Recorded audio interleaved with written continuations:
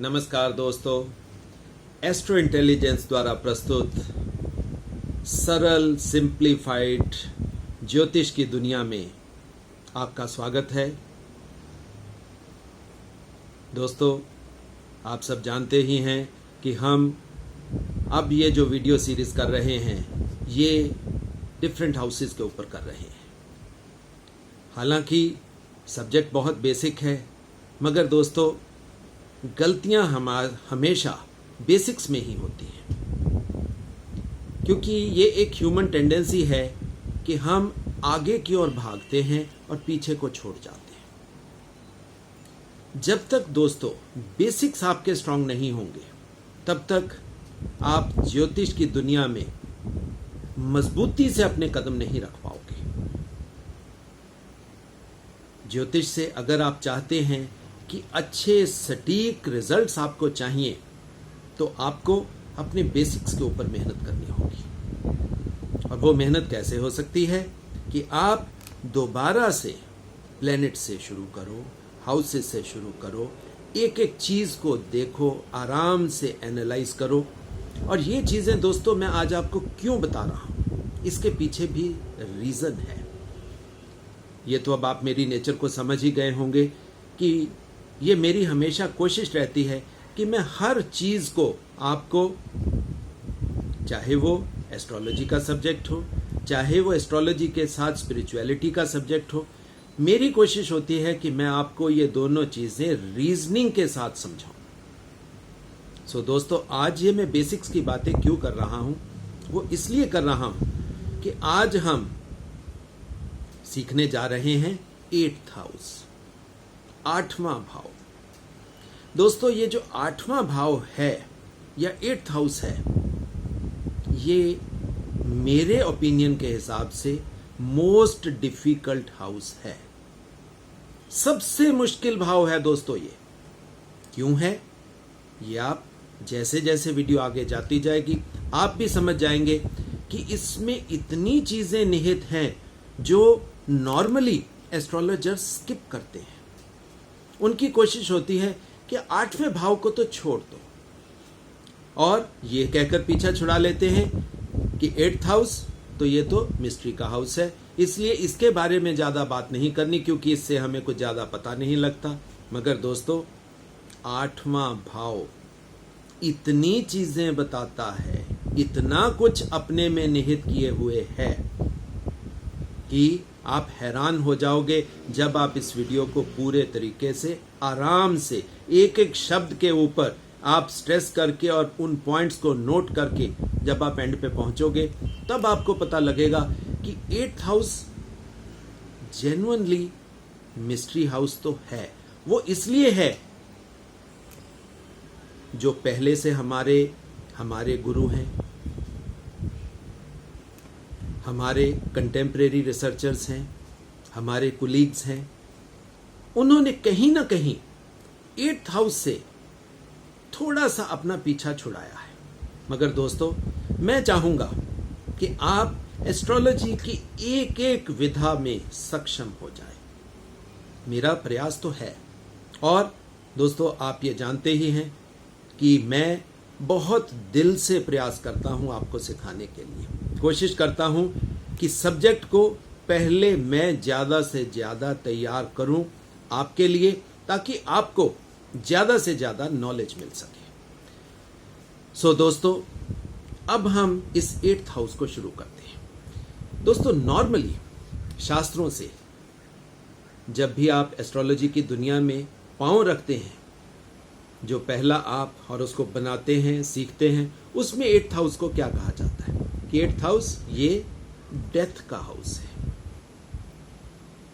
मगर दोस्तों, मेरे हिसाब से ये डेथ का हाउस तो है, मगर ये लाइफ का हाउस है, ये जीवन का हाउस है।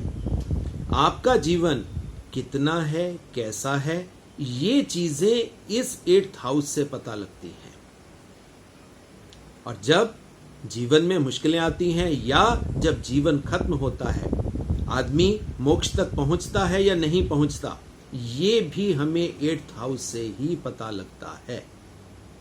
सो दोस्तों, ये डेथ का अकेले का हाउस नहीं है, ये मोक्ष का हाउस भी है। हालांकि स्पिरिचुअलिटी की दुनिया में बिना मौत से दो हाथ किए, बिना मौत से जप्फी डाले, बिना मौत को मिले हम साधना की दुनिया में प्रवेश नहीं कर सकते या आगे नहीं प्रगति कर सकते। सो दोस्तों, कहीं ना कहीं ये स्पिरिचुअलिटी का हाउस भी है, ये सॉल्वेशन का हाउस भी है। और साथ में आज मैं आपको एक मिस्ट्री की चीज भी बताता हूं दोस्तों, ये सन्यास का हाउस भी है, ये सर्जन्स के लिए सर्जरी का हाउस भी है। दोस्तों, ये बातें आपने किसी भी किताब में नहीं पढ़ी होगी, ये पॉइंट्स आप नोट कर लें। जब आप एस्ट्रोलॉजी की दुनिया में आगे चलोगे तो आपको ये चीजें समझ आएंगी कि ये एक्चुअल में सर्जन्स के लिए सर्जरी का हाउस भी है। बहुत बड़े बड़े सन्यासियों के लिए ये सन्यास का हाउस भी है। ओशो जैसे फिलॉसफर के लिए ये हाउस सॉल्वेशन का, मोक्ष प्राप्ति का हाउस भी है, रिनंसिएशन का हाउस है दोस्तों ये। इसलिए हमने अकेला लाइफ और डेथ्स को ही इस हाउस से एसोसिएट नहीं करना दोस्तों। ये जो बाकी पॉइंट्स हैं ये लाइफ और डेथ से कहीं ज्यादा इंपॉर्टेंट है। सो अब हम एक एक करके जो खास खास पॉइंट्स हैं वो मैं आपको बताऊंगा और आप नोट करते जाएं। दोस्तों, सबसे पहली बात, ये हाउस फिक्स्ड हाउस है, ये हाउस वाटरी हाउस है, ये वाटरी साइन है, ये दोस्तों इवन है, ये फीमेल साइन है। इसके मकान मालिक कौन है, लॉर्ड कौन है, वो है मंगल देवता।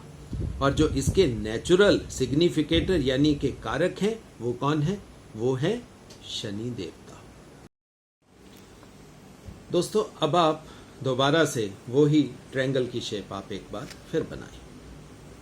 एक तरफ हाउस के लॉर्ड यानी के मंगल देवता यानी मार्स को आप स्थापित करें। दूसरे एंड के ऊपर जो नेचुरल सिग्निफिकेटर हैं इस हाउस के वो कौन है, वो है शनि देव। उनको आप स्थापित करें, एक तरफ मार्स एक तरफ शनि। ये तो ट्रायंगल के दो एंड्स हैं दोस्तों। जब तक कोई भी प्लेनेट इस हाउस में रहने के लिए नहीं आता तब तक इस हाउस के कैरेक्टर्स कैसे होंगे। अब हम थोड़ा सा उस चीज को समझ लें दोस्तों। जैसे एक तरफ शनि दूसरी तरफ मंगल, ये दोस्तों शनि मंगल युति बनती है। और शनि मंगल युति आप दोस्तों समझते हैं ये कभी भी अच्छी युति नहीं है, ये इंसान को क्रिमिनल बना देती है, क्राइम्स में प्रेरित कर देती है। क्योंकि मंगल आर्म्स का प्रेरक है, आर्म्स के साथ मंगल का एक नेचुरल कनेक्शन है। वो क्यों है वो भी आप रीजनिंग से समझ लें। क्योंकि मंगल है ही हमारी जो सृष्टि है या जो सौरमंडल है उसका सेनापति है। अब सेनापति का कार्य तो आर्म्स के साथ, हथियारों के साथ, वेपन्स के साथ होगा ही होगा।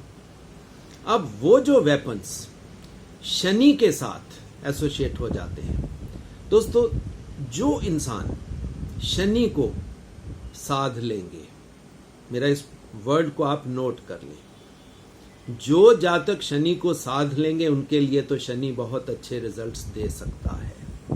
मगर जो शनि के मेलेफिक इफेक्ट में आ जाएंगे तो ये शनि मंगल युति ये बहुत नुकसानदेह युति होती है।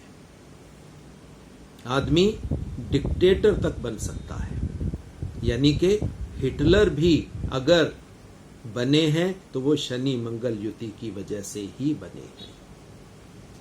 ये दोस्तों मैं बहुत आराम से सरल भाषा में इसीलिए आपको समझाता हूं कि आपको इन चीजों का ज्ञान भी हो जाए और आपको ये चीजें याद भी हो जाएं। अब दोस्तों, जैसा मैंने आपको पहले भी बताया था कि इस हाउस को अकेले लाइफ और डेथ का हाउस नहीं समझना दोस्तों। ये थोड़ा सा अब मैं यहाँ पे आपको स्पिरिचुअलिटी की जो एनर्जी है उसके बारे में भी थोड़ा सा समझा देता हूँ। दोस्तों, स्पिरिचुअलिटी यानी कि जो किसी भी आत्मा का जन्म लेने के बाद मोटिव है, यानी कि सोल या स्पिरिट जो भी इस दुनिया में आ गई, जन्म ले लिया, तो उसका अब फाइनल मोटिव क्या है? दोस्तों, फाइनल मोटिव है उसका परमात्मा के पास पहुंचना, परमात्मा के दरबार में हाजिरी लगाना, या सिंपल भाषा में मोक्ष प्राप्ति करना।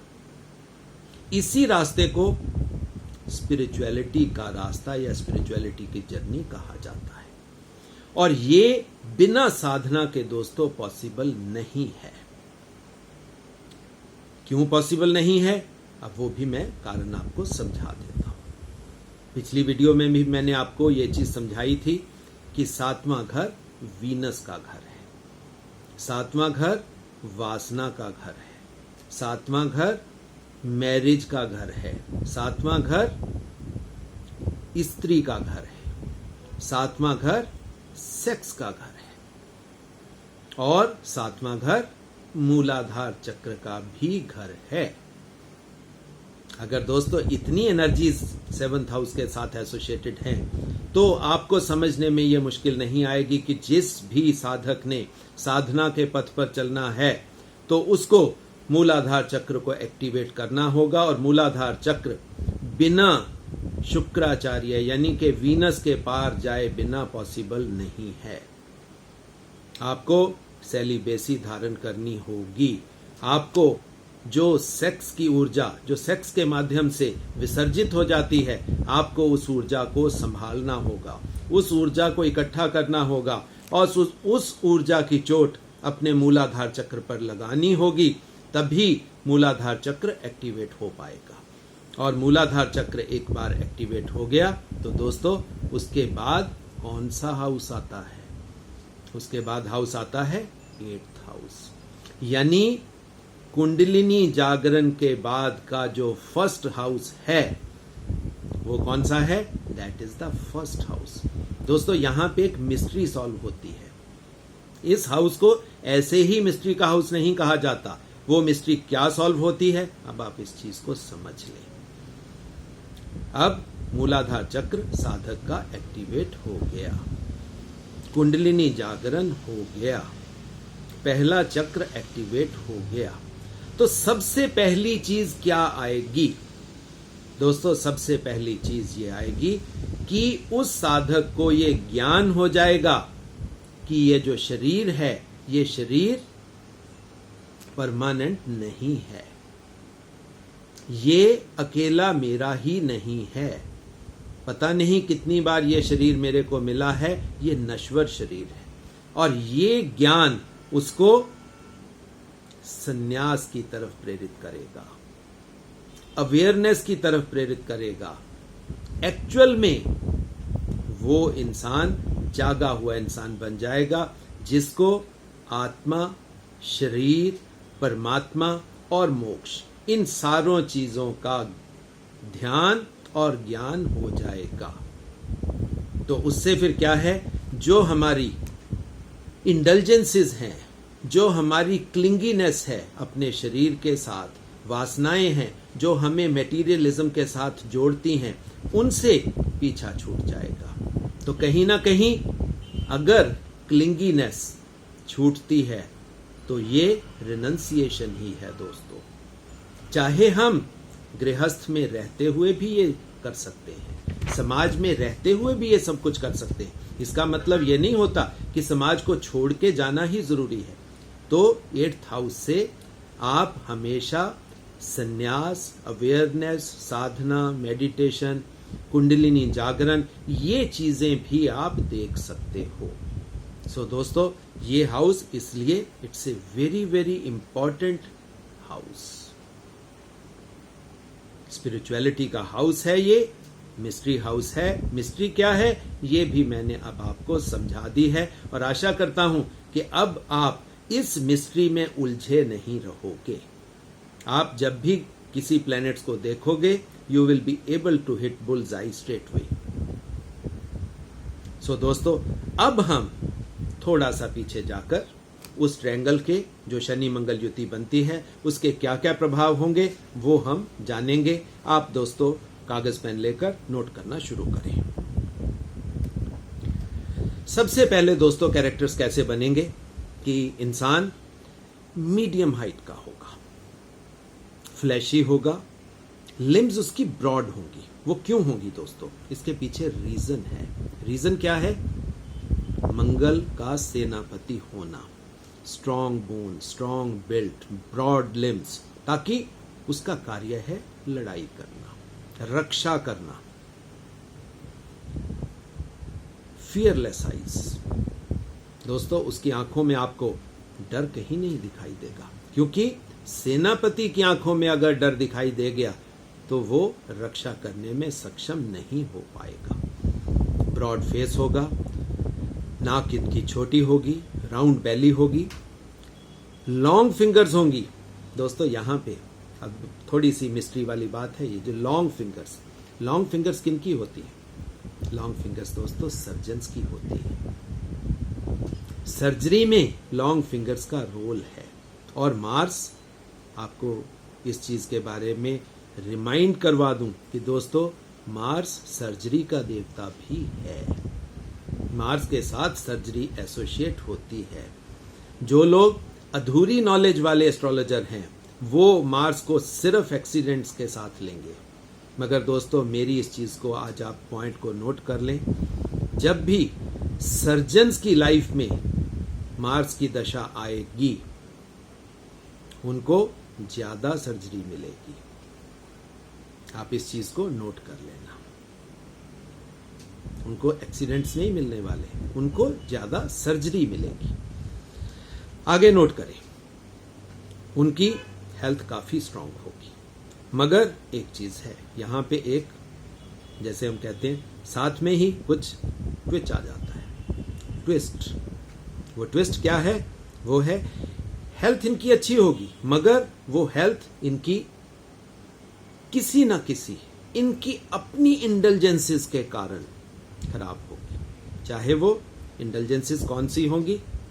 नशों में प्रेरित होना, लेडीज के ज्यादा संसर्ग में जाना।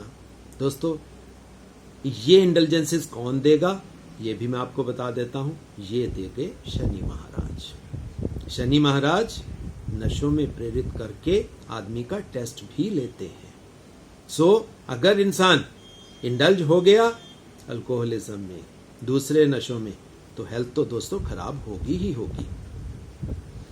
इसी तरह नेग्लिजेंसेस। अब आप देखिए शनि भी डिसिप्लिन का देवता है।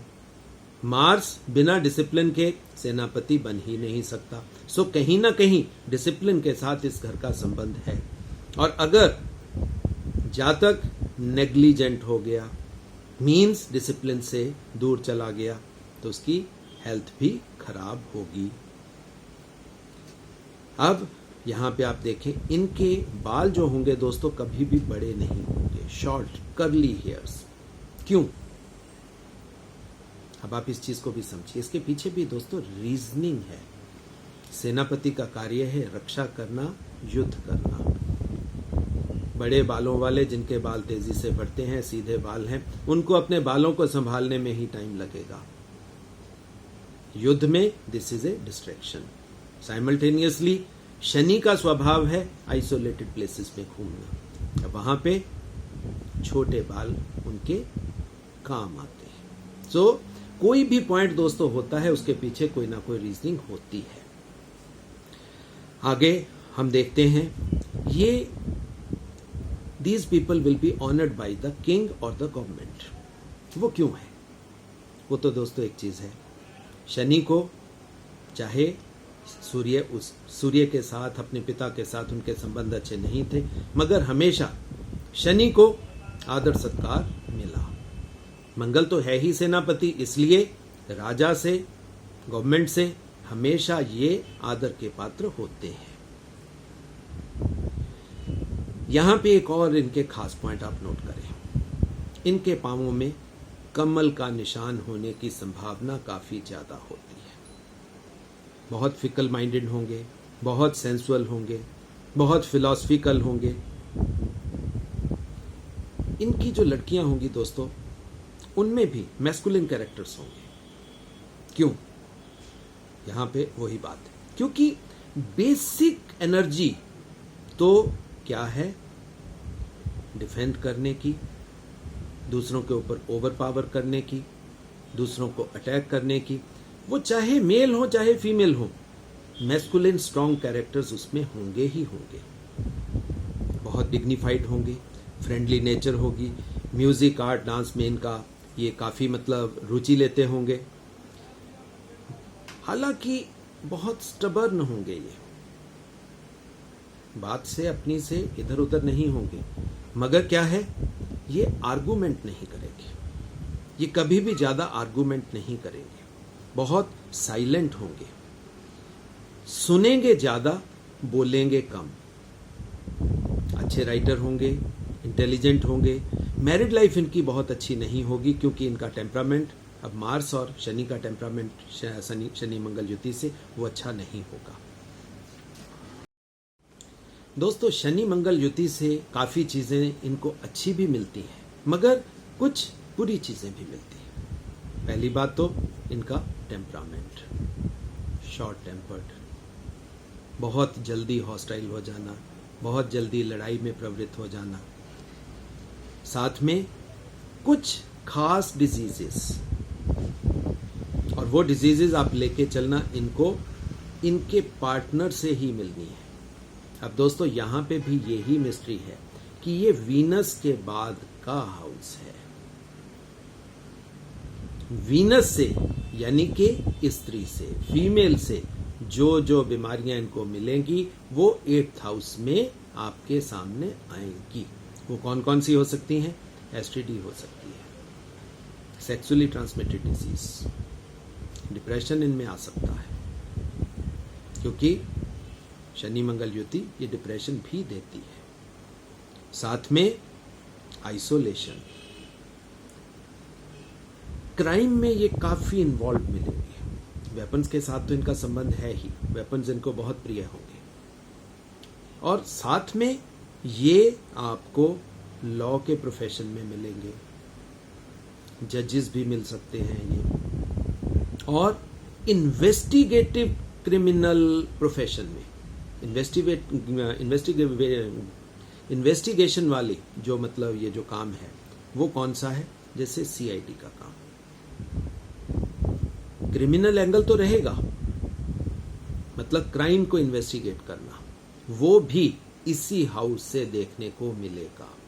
बाकी अब मंगल है तो ये आपके इन लॉज का घर भी हो गया, मामा का घर भी हो गया, तो यहां से आपको इनहेरिटेंसेस भी देखने को मिलेंगी कि नहीं मिलेंगी वो भी यहीं से देखने को मिलेंगी। क्योंकि आपको पता है कि शनि महाराज को सूर्य देवता से कोई इनहेरिटेंस मिली या नहीं, ये मैं आपको नहीं बताऊंगा। ये आप थोड़ा सा आप भी मेहनत करके इस चीज के बारे में ज्ञान प्राप्त करना, तब आपको ये वाला जो सब्जेक्ट है ये आपको ज्यादा आसानी से समझ आ जाए। अब दोस्तों, आप नोट करें इस हाउस के फ्रेंडली प्लैनेट्स कौन से हैं, एनिमी प्लैनेट्स कौन से हैं, ऑस्पिशियस कौन से हैं, इनऑस्पिशियस कौन से, ये आप नोट करें। सबसे पहले वीनस, मरकरी और शनि, ये तीनों इस हाउस में मेलेफिक इफेक्ट देने वाले होंगे। दोबारा रिमाइंड कर देता हूं, वीनस यानी शुक्र, मरकरी यानी बुध, और तीसरे शनि यानी सैटर्न, ये मेलेफिक इफेक्ट देंगे। और ये यहां तक क्या, ये डेथ तक कॉज करने में सक्षम है। उसके बाद जुपिटर और मून, बृहस्पति और चंद्रमा, ये इस 8th हाउस के लिए ऑस्पिशियस प्लैनेट है। सन हालांकि इस हाउस का फ्रेंडली हाउस है, क्योंकि मंगल तो सूर्य का सेनापति है, इसलिए हालांकि ये फ्रेंडली हाउस है, मगर यहां पे दोस्तों एक ट्विस्ट है। वो ट्विस्ट क्या है? ये दोस्तों साइन वाटरी साइन है, और सूर्य का पानी से क्या संबंध है? ये एनिमी है आपस में। तो इसलिए यहां पे आपको ये अच्छे रिजल्ट देने वाला नहीं मिलने वाला। अब आगे बात करते हैं मंगल की। मंगल वैसे न्यूट्रल है, मगर ऑस्पिशियस होगा। उसके पीछे कारण क्या है? सबसे पहले तो ये हाउस लॉर्ड है। दूसरी चीज, ये इनऑस्पिशियस होगा क्योंकि ये इसका जो मूल त्रिकोण है 6th हाउस, ये उसका लॉर्ड है, इसलिए ये इनऑस्पिशियस होगा, इसलिए ये मिक्स रिजल्ट देगा। ये तो थे दोस्तों फ्रेंडली और एनिमी चीजें। अब हम प्लेनेट टू प्लेनेट एनालाइज करेंगे कि 8th हाउस में अगर कोई भी प्लेनेट आ जाता है तो वो कैसा रिजल्ट देगा, कैसे कैरेक्टरिस्टिक्स देगा। 8वें घर में डिफरेंट प्लैनेट्स के रिजल्ट्स एनालाइज करने से पहले उन प्लैनेट्स की जो सिचुएशन है उसको पहले जान लेना आवश्यक होता है।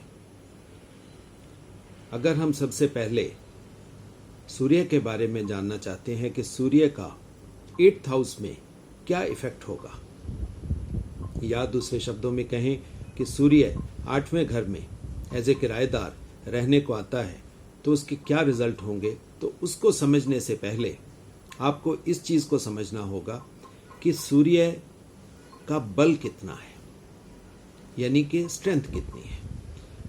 दोस्तों आपको याद होगा 7th हाउस में मैंने आपको बताया था कि 7th हाउस में सन डेबिलिटेटेड है, अपनी नीच अवस्था में है, यानी कि उसकी स्ट्रेंथ बहुत कम हो जाती है।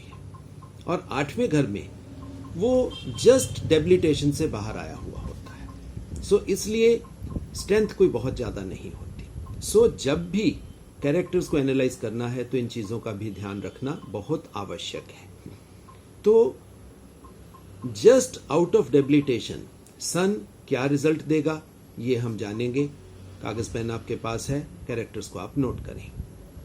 सबसे पहले सन इस 8वें घर के जातक को माइजर बना देगा, लड़ाका बना देगा, बहुत गुस्से वाला बना देगा, उसमें एक अलग तरह के फियर्स आ जाएंगे, डर की भावना उनमें पैदा हो जाएगी। और वो डर किन चीजों के बारे में होगा? वो होगा सबसे पहले पॉइजन के बारे में, यानी कि जहर के बारे में। दूसरा अग्नि के या फायर के बारे में। तीसरा इंस्ट्रूमेंट्स यानी कि हथियारों, वेपन्स के बारे में। चौथा थेफ्ट के बारे में। ये कुछ अनफाउंडेड से फियर्स हैं जो सन के जस्ट आउट ऑफ डेबिलिटेशन आने के बाद अगर वो 8th हाउस में आता है तो ये अजीब किस्म के फियर्स उसमें इंस्टिल कर देता है। आप अपने पेरेंट्स को अपोज करना शुरू कर देंगे। वैदिक नॉलेज या वैदिक रास्ते से आप दूर हटना शुरू हो जाएंगे। आपको झूठ बोलने वाला बना देगा। जिंदगी में मुश्किलें आनी शुरू हो जाएंगी। सक्सेस से आप दूर होते जाओगे। आपको शॉर्ट टेम्पर्ड बना देगा, आपको क्रूअल बना देगा, आपको बहुत ढीठ किस्म का इंसान बना देगा, अनप्रिंसिपल्ड। साथ में मिलिट्री एबिलिटी दोस्तों बढ़ा देगा सूर्य यहां पे, और लड़ाई झगड़े में प्रवृत्त होने वाले इंसान के तौर पर आपको जाना जाएगा अगर सूर्य 8th हाउस में है, क्योंकि लड़ाइयों के बारे में या लड़ाई झगड़ों के बारे में लस्ट पैदा हो जाएगी आप में। फिर 8वें घर में जो मिस्ट्री चीजें मिलती हैं, वो मिस्ट्री चीजों में आपको सर्जिकल स्किल भी मिलती है। अब दोस्तों अगर डॉक्टर्स का सन 8th हाउस में है, देन सन की दशा में उनको अच्छी सर्जरीज मिलेंगी and they will be A skilled surgeon. उसके बाद जो last but not the least अगर हम मतलब जानेंगे तो लॉस ऑफ वाइफ ये भी इंडिकेट होगा। अगला प्लेनेट हम लेंगे मून यानी कि चंद्रमा को। और दोस्तों एनालाइज करने का तरीका आप वही रखें। ट्रायंगल को दोबारा ध्यान में बसा लें। एक तरफ आपका लॉर्ड, एक तरफ आपके नेचुरल सिग्निफिकेटर और तीसरी तरफ इस घर में रहने वाले किराएदार। ये 3 चीज़ों का मिश्रण बनाकर आपने देखना है। मगर जो प्लैनेट रहने आता है उसकी स्ट्रेंथ को देखना बहुत ज़रूरी होता है। जैसे हमने सूर्य के बारे में जाना कि वो इमीडिएटली डेबिलिटेशन से निकलकर अगले हाउस में पहुंचा है, इसलिए उसका स्ट्रेंथ बहुत ज़्यादा नहीं है। अब हम बात करते हैं चंद्रमा की। दोस्तों, चंद्रमा यहां पे है ही डेबिलिटेटेड, क्योंकि चंद्रमा का 2nd हाउस एक्सॉल्टेशन हाउस है और 8th हाउस डेबिलिटेशन हाउस है। सो चंद्रमा यहां पर डेबिलिटेशन यानी कि बहुत ही कम स्ट्रेंथ में प्रेजेंट होगा। अगर चंद्रमा बहुत कम स्ट्रेंथ में प्रेजेंट होगा तो कैरेक्टर्स भी उसके हिसाब से ही बनाए जाएंगे। कैसे कैरेक्टर्स बनेंगे आप नोट करें। सबसे पहले आपको वो पेरेंट्स से, माता पिता से दूर ले जाएगा। नेटिव स्थान से नहीं, माता पिता से दूर ले जाएगा। हालांकि इसको हम ले सकते हैं ऐसे भी कि जातक अपने नेटिव प्लेस से दूर जा रहा है या दूर चला जाएगा, क्योंकि माता पिता को हम नेटिव स्थान के साथ ही लेते हैं। यानी कि दूसरे शब्दों में कि उसको away from home, away from parents, away from home, away from native place, यानी कि जो उसका कार्यक्षेत्र होगा वो कार्यक्षेत्र अवे फ्रॉम होम होगा। उसके बाद में बहुत फ्रैंक हो जाएगा जातक, बहुत ओपन माइंडेड हो जाएगा, क्रूअल हो जाएगा, मैलिशियस हो जाएगा। दोस्तों, वो क्यों है? क्योंकि यहां नीच का चंद्रमा है। नीच का चंद्रमा होने से जो मैलेफिक इंटेंशंस है वो हमेशा बढ़ जाती है। एजिटेटेड होगा, कभी भी प्रसन्न ना रहने वाला होगा, अनहैप्पी होगा, माइजर होगा, एडामेंट होगा, दूसरों की पत्नियों में ज्यादा इंटरेस्ट लेने वाला होगा, गैम्बलिंग यानी कि जुए की प्रवृत्ति उसमें काफी होगी, पैसे का नुकसान करने वाला होगा, क्योंकि डेबिलिटेटेड चंद्रमा है। चंद्रमा कहीं ना कहीं दोस्तों वेल्थ का प्रतीक है, और अगर वो डेबिलिटेटेड है तो वेल्थ का लॉस होना इंडिकेट होता है। उसके बाद इम्प्रिजनमेंट के चांसेस होते हैं, डेथ के चांसेस होते हैं। ये सब चीजें क्यों होती हैं? Because moon is debilitated. अगला प्लैनेट एनालाइज करेंगे दोस्तों, मार्स यानी कि मंगल देवता। अब मंगल देवता, अब आप देखिए 8वां स्थान मंगल देवता का अपना स्थान है। दिस इज ओन हाउस, अपने घर में पोजीशन्ड है। अब कोई भी अपने घर में हो तो हम क्या कहते हैं? अपने घर में तो सब शेर होते हैं, और मार्स तो है ही सेनापति। सो उसकी स्ट्रेंथ, मार्स की स्ट्रेंथ या मार्शियन स्ट्रेंथ बढ़ जाएगी। आप इसको एनालाइज करके रिजल्ट्स क्या निकलेंगे वो आप नोट करो। एग्रेशन दोस्तों बढ़ जाएगा, क्लेवरनेस बढ़ जाएगी, इंसान डिप्लोमेटिक हो जाएगा, हर चीज में इंडल्जेंस दिखाएगा, पॉजिटिव बहुत ज्यादा हो जाएगा, मेमोरी बहुत अच्छी हो जाएगी, वैदिक नॉलेज में इंटरेस्ट बढ़ जाएगा, स्किलफुल हो जाएगा, आम से डेंजर बढ़ेगा। दोस्तों, मार्शियन क्वालिटीज क्या हैं जो सेनापति के कार्य हैं वो यहां पे बढ़ जाएंगे। उससे क्या होगा? आर्म से, वेपन से डेंजर बढ़ जाएगा, फायर से डेंजर बढ़ जाएगा, पॉइजन से डेंजर बढ़ जाएगा, थेफ्ट से डेंजर बढ़ जाएगा, वॉर से डेंजर बढ़ जाएगा, आदमी बहुत ज़्यादा सिनफुल हो जाएगा, क्रिमिनल इंटेंट उसमें आ जाएगा, या ये कहें वो किलर भी बन सकता है। अब मार्स है तो लैंड के साथ तो एसोसिएशन होगा, तो वो कहीं ना कहीं लैंड ओनर होगा। सेनापति है मार्स, मगर बहुत खूबसूरत है, इसलिए खूबसूरती जातकों में आ जाएगी। वाइफ इनकी बहुत खुश होगी। क्यों? इसके पीछे भी दोस्तों कारण है। कारण क्या है? किसी भी औरत को अपना पति खूबसूरत होना चाहिए, बहुत स्ट्रांग होना चाहिए, उसमें लीडरशिप क्वालिटीज होनी चाहिए, उसका अपना घर होना चाहिए। ये सब चीजें अगर कोई इंसान किसी औरत को देता है तो औरत तो खुश रहेगी। और ये चीजें इस जातक के वाइव्स में पाई जाएंगी। उसके बाद ये विक्ट्री यानी कि जीत रखने वाले लोग होंगे, जल्दी जल्दी हार नहीं मानेंगे। राजाओं के द्वारा इनको बहुत प्यार मिलेगा, मगर साथ में इनको ट्रेड भी मिलेगा, ये बिजनेस करते हुए भी पाए जाएंगे। अब इसके बाद अगला प्लेनेट देखते हैं। अगला प्लेनेट कौन सा आया? वो आगे बुध देवता यानी के मरकरी। मरकरी से क्या कैरेक्टर्स बनेंगे वो कैरेक्टर्स नोट करें आप। हाइट छोटी हो जाएगी, एलिगेंट लुक्स हो जाएंगी, क्योंकि मरकरी बहुत खूबसूरत प्लेनेट है।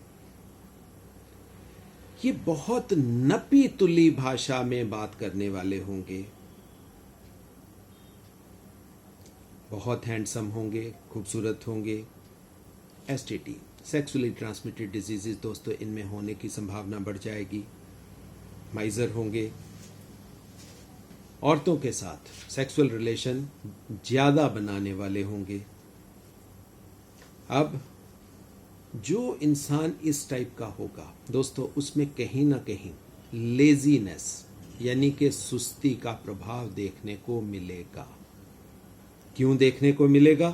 क्योंकि इस 8वें घर के नेचुरल कारक शनि देवता हैं, और शनि देवता सुस्ती देते हैं, लेजीनेस देते हैं। हालांकि हार्ड वर्क भी देते हैं, मगर जब वो मैलेफिक हो जाएंगे तो वो लेजीनेस भी देंगे। अब कोई इंसान ज्यादा सेक्सुअल एक्टिविटीज में इन्वॉल्व रहेगा तो उसमें लेजीनेस आनी आवश्यक है। आगे देखें, इनमें 8वां घर अगर मंगल यहां पे प्रेजेंट है तो क्या होगा? ट्रबल्स, ग्रीफ यानी कि दुख, उसके बाद में बैड थॉट्स, उसके बाद में अनट्रूथफुलनेस, आदमी झूठा बन जाएगा, झूठ बोलने वाला हो जाएगा, लैक ऑफ रिलीजन हो जाएगा, माइंड विकेट हो जाएगा। अब दोस्तों ये क्यों है, ये मैं आपको समझा देता हूं कि इसके पीछे रीजनिंग है दोस्तों, और रीजनिंग जब आप समझ जाओगे तो आपको ये चीजें आसान लगेंगी। मरकरी का एक नेचुरल कैरेक्टर है दोस्तों। मरकरी जिस भी प्लेनेट के साथ बैठेगा उसके गुण स्वभाव ले लेगा, जिस घर में जाएगा उसके गुण स्वभाव ले लेगा।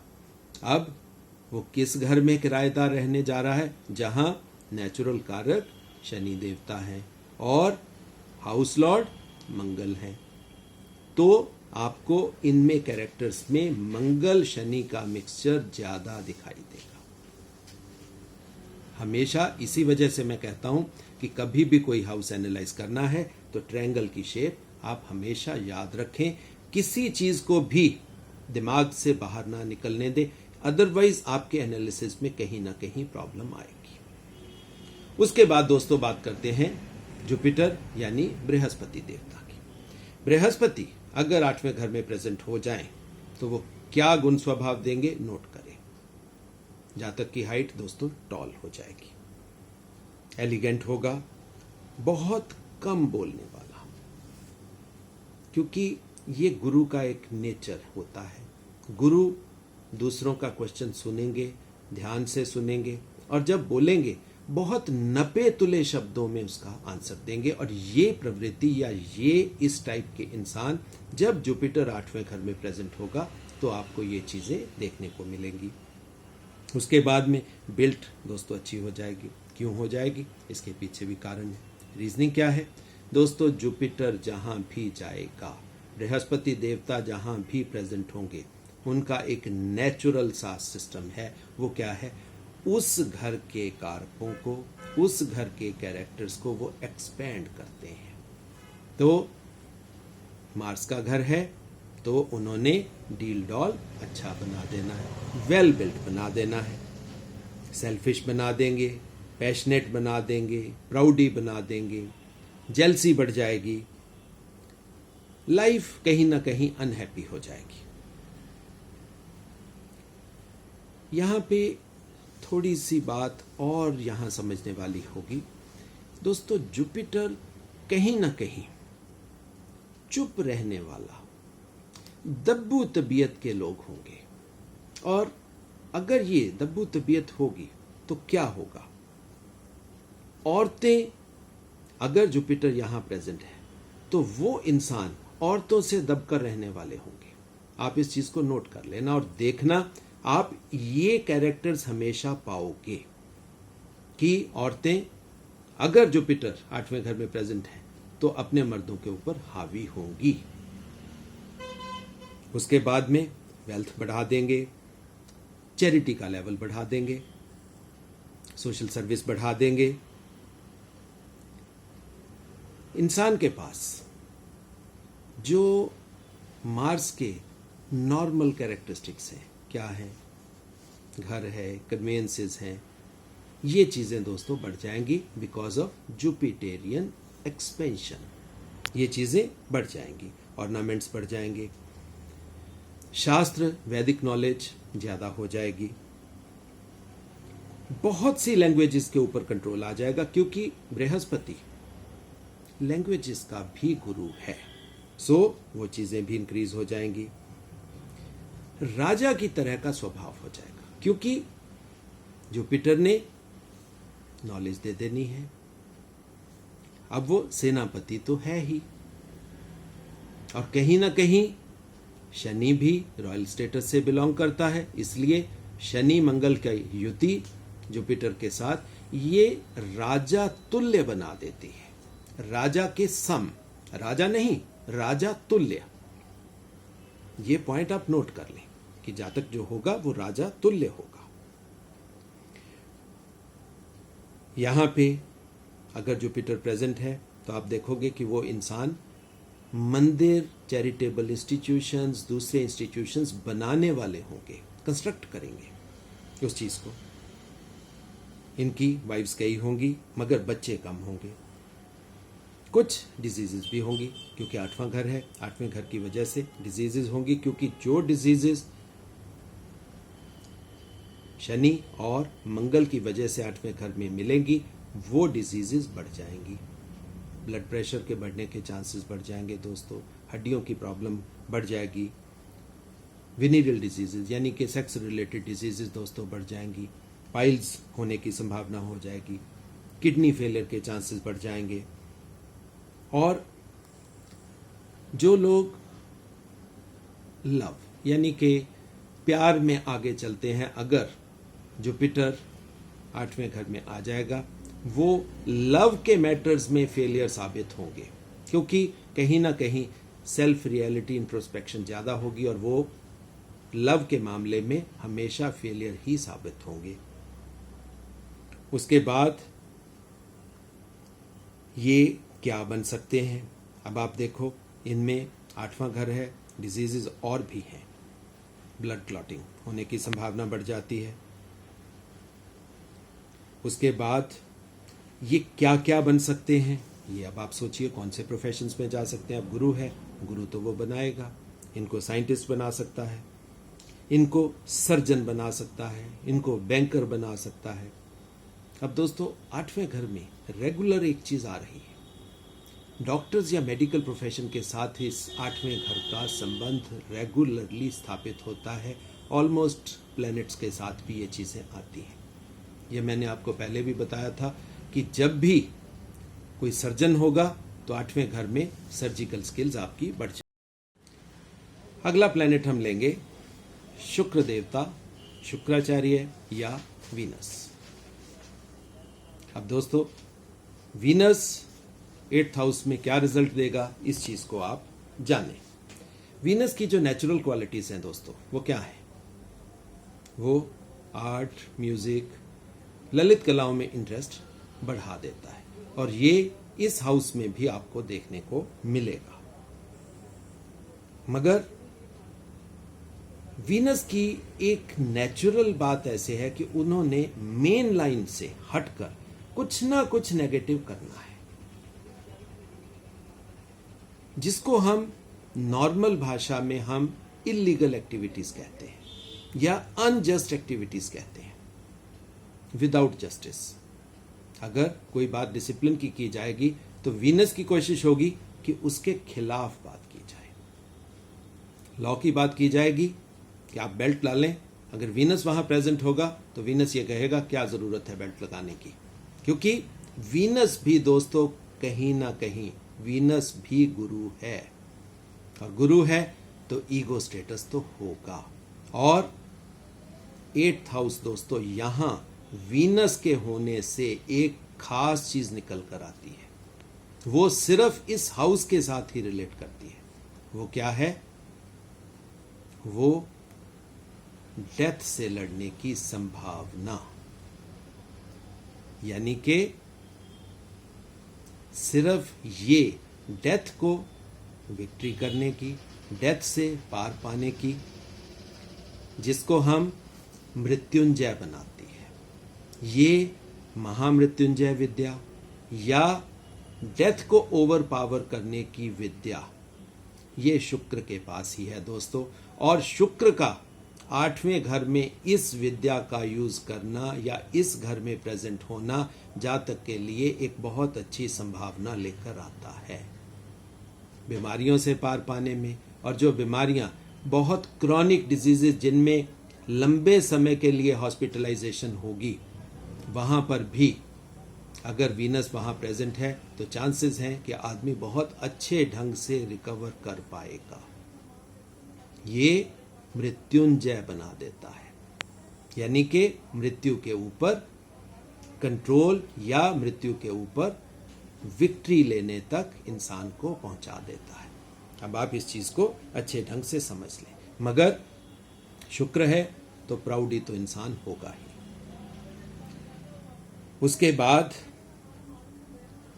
इंसान, हालांकि दोस्तों शुक्र के साथ पैसा, लग्जरीज, प्लेयर्स, ये हर चीजें शुक्र के साथ आती हैं, मगर दोस्तों 8th हाउस में ये चीजें नहीं मिलेंगी। इंसान ज्यादा वेल्दी नहीं होगा, ज्यादा रिच नहीं होगा, और थोड़ा क्वालसम, झगड़ालू भी हो जाएगा। फेम यहां पे दोस्तों कंफर्म है कि अगर वीनस यहां प्रेजेंट है तो फेम तो जाएगी ही जाएगी। ये फेम के खिलाफ जो ये अलाइनमेंट बनती है, ये फेम या रिस्पेक्ट के खिलाफ जाएगी बात। विनीरल डिजीजेस बढ़ जाएंगी, एडिक्शंस बढ़ जाएंगी, आदमी पुअर हो जाएगा, आदमी जेलस हो जाएगा, आदमी एंटी रिलीजन हो जाएगा, आदमी आर्गुमेंटेटिव हो जाएगा, और किसी भी चीज में अपने आप को अटैच नहीं करेगा। खास करके अपने ब्रदर्स के साथ उसकी अटैचमेंट खत्म हो जाएगी। यहां पे दोस्तों ये ब्रदर्स का कॉन्टेक्स्ट कैसे आता है?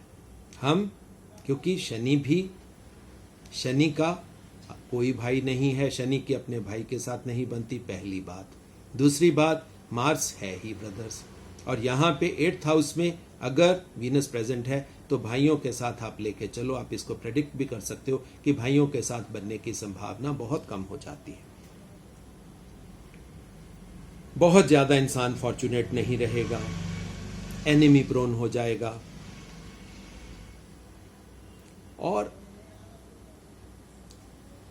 बैड फीमेल्स, उल्टा स्त्रियों के साथ उसके रहने की संभावना बढ़ जाएगी। स्किलफुल हो जाएगा। अगर यहां पे आप एक चीज देखिए, अगर वीनस यहां प्रेजेंट है तो ये लोग बहुत टॉप क्लास मर्डरर्स बनेंगे, और इनके मर्डर को डिकोड करना, इन्वेस्टिगेट कर कर पकड़ना बहुत मुश्किल होगा, क्योंकि वीनस भी गुरु है और वीनस गुरु है विद नेगेटिव इंटेंशंस, असुरों का गुरु है। तो यहां पे अगर वो किलर बन गया तो वो किलिंग को अनर्थ करना, उसको इन्वेस्टिगेट करना बहुत मुश्किल हो जाएगी। उसके बाद लोन्स बहुत बढ़ जाएंगे, गरीबी आ जाएगी। ये दोस्तों क्यों होगा? ये सारी चीजें नेगेटिव क्यों होगी, इसके पीछे भी रीजन है। वो रीजन अब आप नोट कर लीजिए। क्योंकि वीनस किन घरों का देवता होगा? वीनस 7वें और 12वें घर का देवता बनेगा। 7वां घर भी प्रॉब्लम्स का घर है, 12वां घर तो है ही प्रॉब्लम्स का घर, एक्सपेंडिचर का घर है, क्योंकि 12वें घर में वीनस हमेशा सॉर्टेड मिलेंगे। अब last but not the least, अब हम बात करेंगे शनि देवता की।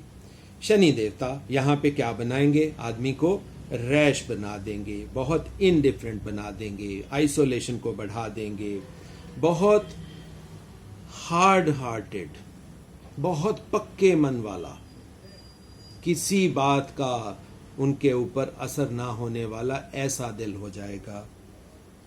बहुत ज़्यादा सेल्फ सेंटर्ड हो जाएंगे, बहुत अनहैप्पी हो जाएंगे, बहुत वायलेंट हो जाएंगे।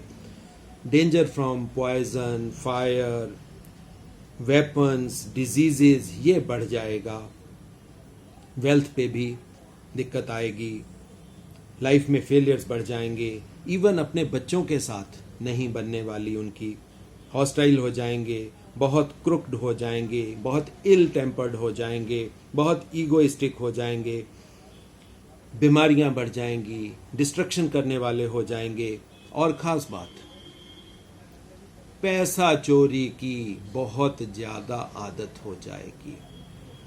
दोस्तों 8वें घर में अगर शनि प्रेजेंट होंगे, आप देखना इंसान चाहे बहुत वेल्दी हो मगर वो शॉपलिफ्टिंग करता पाया जाएगा, छोटी छोटी बातें चुराने वाला मिलेगा, पैसा दिखेगा उठा के जेब में डालेगा, स्टीलर ऑफ मनी वो बनेगा। दोस्तों ये थे कैरेक्टर्स जो प्लैनेट्स के होने से बनते हैं। अब मैंने बोला था last but not the least, अब लास्ट की बात कर ले राहु केतु की भी। राहु केतु अगर 8वें घर में आते हैं तो क्या संभावनाएं बनाने वाले बनते हैं? दोस्तों अगर राहु देवता 8वें घर में आ गए तो हर चीज को बूस्टर लग जाएगा। अच्छी चीजें तो 8वें घर में ज्यादा है नहीं, और राहु हमेशा बुद्धि भ्रम देता है, राहु हमेशा नेगेटिव चीजों को बूस्ट कर देता है, राहु विटिएटेड थिंकिंग देता है, और राहु ने 8वें घर में आकर क्या करना है? शनि और मंगल की ये जो युति है इसके इफेक्ट्स को बढ़ा देना है। यानी इंसान बुरा छोड़ो डिक्टेटर बन जाएगा, एडोल्फ हिटलर बन जाएगा। 8वें घर में अगर शनि मंगल युति के साथ राहु आ गया तो आप सोच के देखना, बहुत बड़ा क्रिमिनल, बहुत बड़ा डिक्टेटर बन जाएगा। और अगर केतु देवता यहां पर आ जाए 8वें घर में तो क्या होगा? पेट की बीमारियां दोस्तों बढ़ जाएंगी, और ये बीमारियां बहुत लॉन्ग ड्यूरेशन की होंगी। पहली बात, केतु लॉ के देवता है, लॉ बढ़ जाएगा। अब देखिए ये कॉम्बिनेशन बहुत अच्छी बनती है, केतु, शनि और मंगल, ये तीनों का संबंध कहीं ना कहीं लॉ के साथ है, तो लॉ तो बढ़ेगा ही बढ़ेगा। आदमी जस्टिस या चीफ जस्टिस भी बन सकता है। फिर क्योंकि केतु का स्पिरिचुअलिटी के साथ रिलेशन है और 8वां घर है ही स्पिरिचुअलिटी का घर, तो स्पिरिचुअलिटी बढ़ने के चांसेस, ऑकल्ट में इंटरेस्ट आने के चांसेस, जो परा विद्याएं हैं उनमें जाने के चांसेस बढ़ जाएंगे। सो दोस्तों ये थे सारे ग्रहों के मिले जुले रिजल्ट्स जो 8वें घर में हमें प्राप्त हो सकते हैं। आशा करता हूं कि 8वां घर दोस्तों आपको अच्छे ढंग से समझ आ गया होगा। आप कुछ और ज़्यादा सक्षम हो गए होंगे एस्ट्रोलॉजी की मिस्ट्रीज को अनफोल्ड करने में, और एस्ट्रोलॉजी को एज ए टूल इस्तेमाल कर लोगों के जीवन को अच्छा बनाने में आप और अधिक अपने आप को सक्षम पाएंगे। दोस्तों, मेरे साथ इस ज्योतिष की दुनिया की जो यात्रा है, इसमें मेरे सहभागी बनिए, मेरे साथ चलिए, मेरे साथ चलोगे, कमेंट्स करिए। आपके कमेंट्स हमें इनकरेज भी करते हैं, आपके कमेंट्स हमें एक्चुअल में प्रेरित करते हैं कि हम अच्छी से अच्छी नॉलेज आपको पहुंचाएं। सो दोस्तों, खुलकर कमेंट्स करिए। अगर आपको कोई कमी लगती है तो वो भी आप हमें बताइए। आपके सुझाव हम एस्ट्रो इंटेलिजेंस परिवार की ओर से पूरे करने का प्रयास करेंगे। आपको कोशिश ये करेंगे कि आपको कभी जीवन में लेट डाउन ना होना पड़े, और इस यात्रा में मेरे साथ चलने के लिए आप सबका दिल से बहुत बहुत धन्यवाद। Thank you.